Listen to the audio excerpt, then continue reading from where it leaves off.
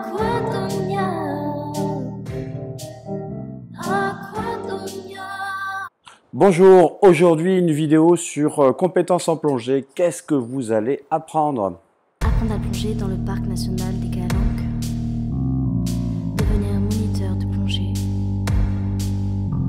Changer de vie, devenir pro de la plongée loisir. Se former sur les épaves de la Méditerranée. Découvrir la biologie sous-marine. Devenir plongeur, devenir plongeur, recycleur.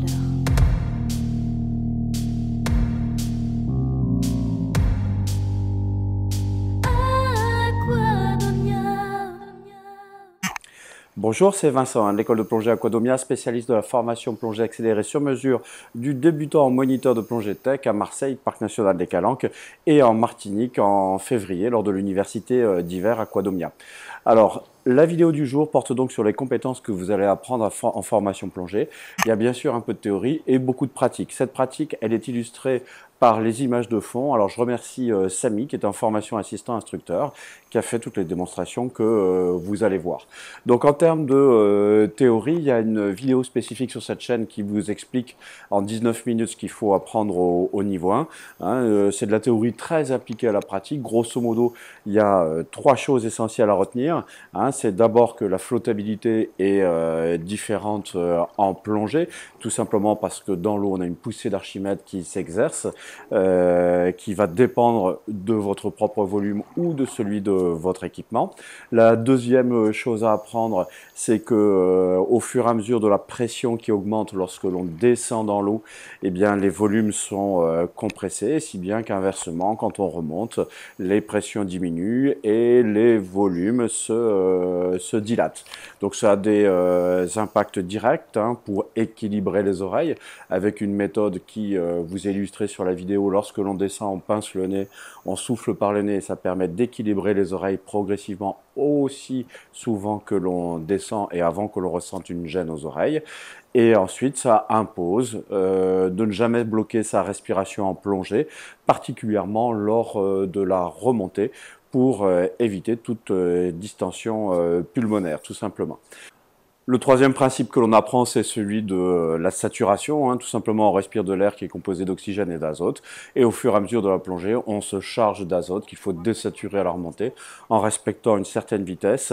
Et puis, éventuellement, en faisant des paliers, sachant que pour les premiers niveaux, on n'a pas de palier à faire autre qu'un palier de sécurité de 3 minutes dans la zone des 5 mètres. Sachant qu'on peut rester de manière quasi illimitée à 10 mètres, on peut rester 1h15 à 15 mètres et 40 minutes à 20 mètres sans avoir autre chose à faire qu'un palier simple de sécurité de 3 minutes sans palier de décompression obligatoire. Alors autrement, en ce qui concerne les compétences qui sont illustrées par les vidéos, vous allez d'abord bien sûr équiper votre matériel, découvrir l'équipement et puis très vite ajuster votre flottabilité pour vous assurer que vous sachiez descendre avec le poids optimum, sachant que le poids optimum, c'est celui qui vous fait avoir une flottabilité nulle à toute profondeur, sans effort, tout simplement pour que vous ne soyez pas essoufflé et que vous n'abîmiez pas l'environnement. Donc le premier test, c'est celui-là, vérifier le lestage qu'il vous faut pour descendre correctement sans être emporté avec excès.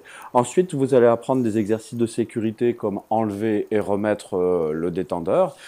Ça, c'est un premier exercice de sécurité. C'est aussi réagir à l'entrée d'eau dans le masque, qui se fait tout simplement en évacuant cette eau, en soufflant par le nez à l'intérieur du masque. Et puis, bien sûr, après, l'exercice ultime qui consiste à enlever, remettre et vider le masque complètement, tout simplement parce que ça peut être nécessaire en cas de coup de palme que l'on peut recevoir dans le masque, ou tout simplement si un masque est trop chargé de buée. Ensuite, suite au principe que l'on a vu des variations de volume, on va voir que la respiration va beaucoup jouer sur votre équilibre et que ça va vous permettre de vous maintenir en flottabilité nulle, qui est le point le plus important en plongée, quel que soit le niveau, pour progresser sans abîmer l'environnement et en étant proche de la faune sous-marine. Enfin, vous allez avoir des exercices de sécurité, comme la réaction à la panne d'air, qui est une éventualité très rare, mais à laquelle il vaut mieux être préparé. Et voilà l'essentiel des exercices que vous allez pouvoir réaliser. Hein. On voit aussi une démonstration de remontée d'urgence contrôlée au cas très peu probable où vous n'auriez plus d'air et personne à côté de vous. Il suffit de remonter en pensant à laisser l'air s'échapper de vos poumons pour éviter une distension alvéolaire. Voilà pour les points essentiels que vous allez pouvoir apprendre durant votre formation plongée. Si vous avez aimé cette vidéo, cliquez sur j'aime. Si vous n'avez pas aimé, cliquez sur j'aime pas. Vous voulez en voir d'autres, abonnez-vous à la chaîne Aquadomia Formation Plongée. Et puis si vous avez des questions relatives à la formation plongée, n'hésitez pas, hein, un petit commentaire sur cette chaîne avec, s'il vous plaît, un petit bonjour et une formule de politesse. À bientôt. Apprendre à plonger dans le parc national des Calanques. Devenir moniteur de plongée. Changer de vie, devenir pro de la plongée loisir. Se former sur les épaves de la Méditerranée. Découvrir la biologie sous-marine